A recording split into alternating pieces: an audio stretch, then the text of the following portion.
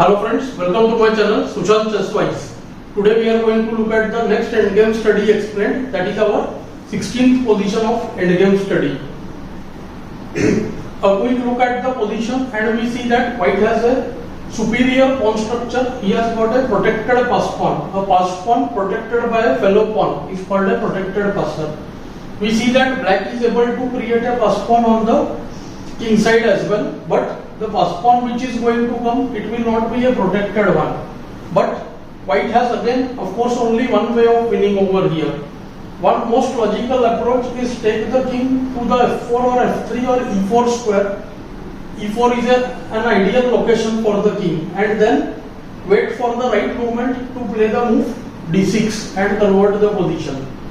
So white can start with the move king f2.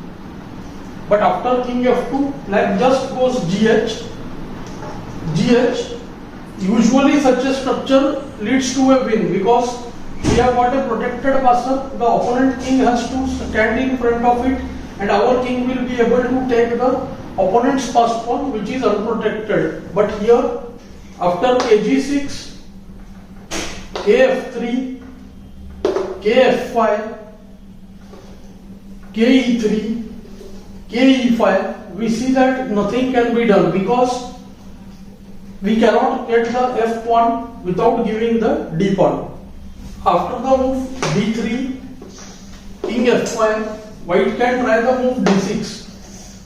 But after d6, ke6, kf4, kd6, king f5, king e7, kg6, king e6, king h5, we see that black will be able to push his pawn as well, and the game will result in a draw. So after the move king f5, king h6, king e4, kg7, f5, we see the queens are promoted simultaneously.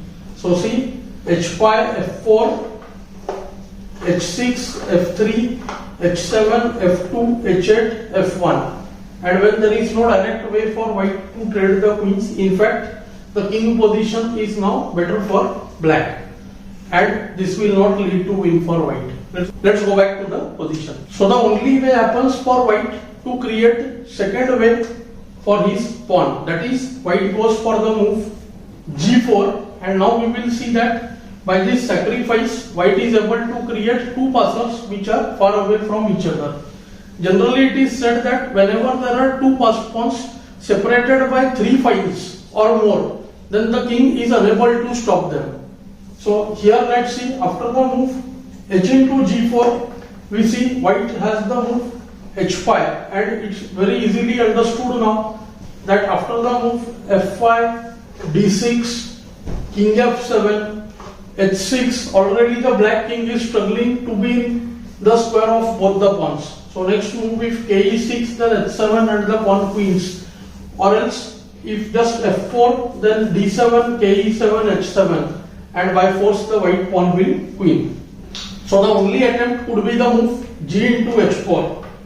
When again we see after the move g into h5 or d6, white is able to win in both cases.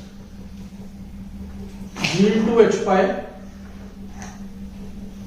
h3, d6, king f7, h6, and we see that white is able to stop the black pawns easily, and white pawns will promote to queen, and white wins the game.